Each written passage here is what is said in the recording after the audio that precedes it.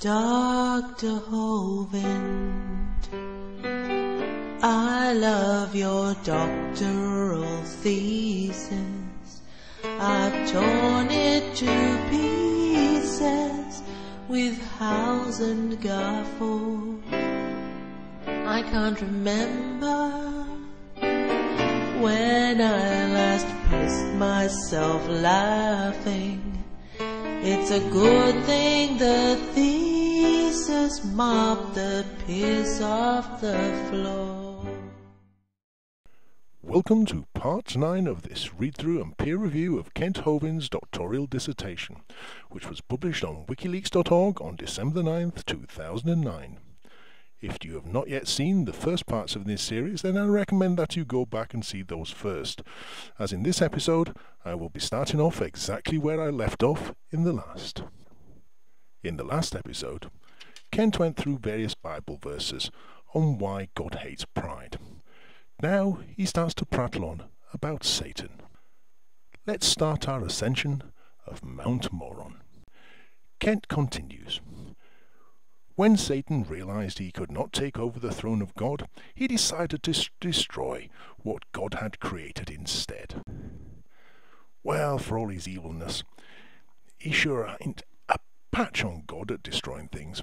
After all, in the Bible, what exactly has Satan destroyed, compared with all the smiting, smoting, killing, murdering, sacrificing, wiping out that God's been doing?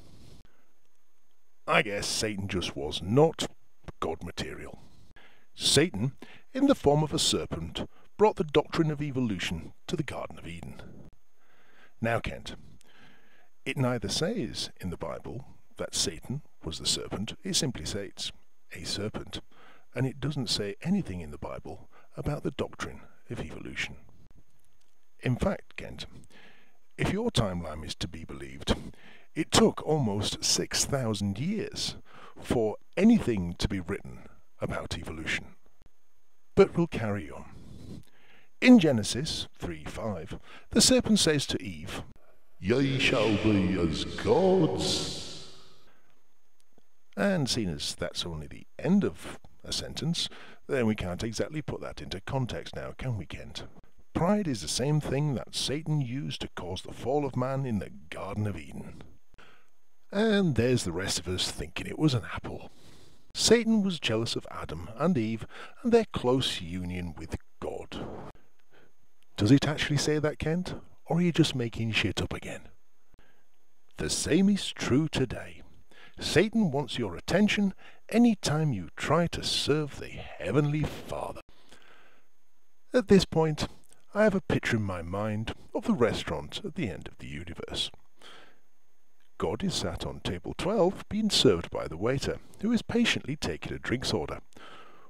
While on table 13, Satan is jumping up and down going, "Garçon, garçon, can you take my order please? Can you take my order please?" But that's just me. When Adam and Eve fell for the line that they could become as gods, the doctrine of evolution was successfully introduced into the world. Well, Kent, you're doing well. So far, you've managed to come up with half a page of bullshit based on just 5 words. But we continue. Man's pride and ego had been appealed to, and he was no longer content with the status God had given him. Well, there you go. We all thought it was all down to the pursuit of forbidden knowledge and obedience, something that the early church tended to be rather strict on. But you'll learn something new every day. Well, we do, Kent. We're guessing that you don't. Kent continues. Where did it go from there? Genesis 4:3 says, "And in process of time it came to pass that Cain brought of the fruit of the ground an offering unto the Lord." Cain knew better. Yes, like most small children, God hated his greens. God wanted a blood sacrifice.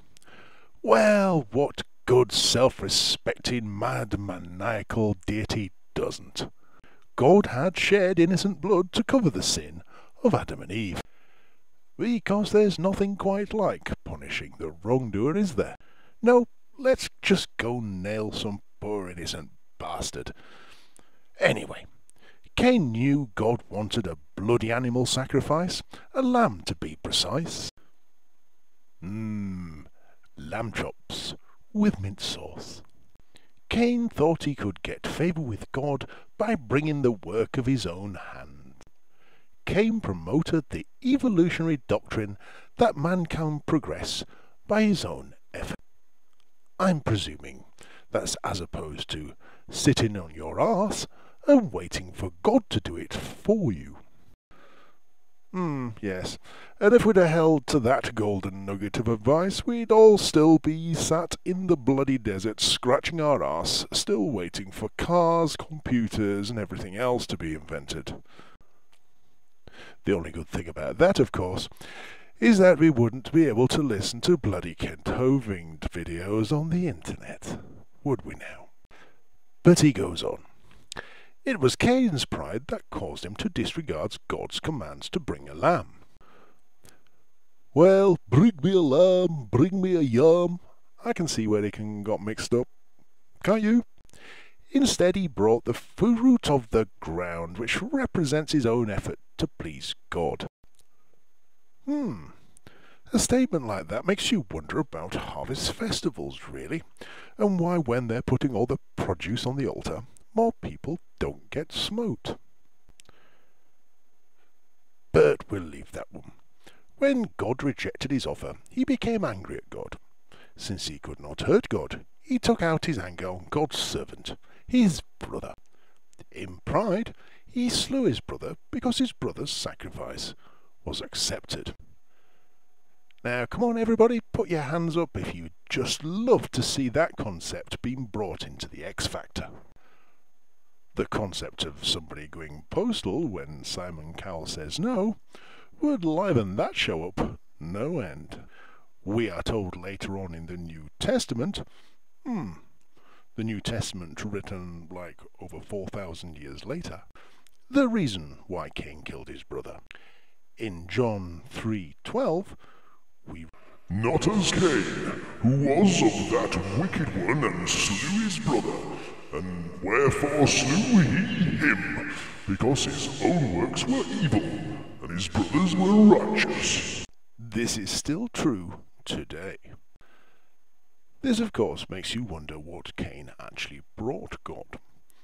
Was it Brussels sprouts, soggy lettuce, or a ground vegetable in an amusing shape that wasn't really all that amusing?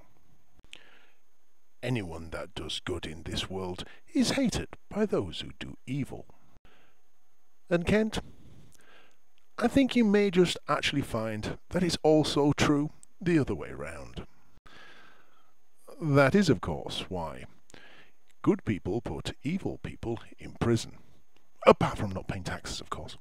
Cain's efforts to evolve closer to God met with disaster. I suppose they were, Kent, just like his efforts to grow cabbages. Cain was driven out from his family to wander in the world. His descendants apparently continued rejecting God. Yet we wonder, did they continue to grow amusingly shaped root vegetables? Man, full of pride, will seldom admit that he is wrong.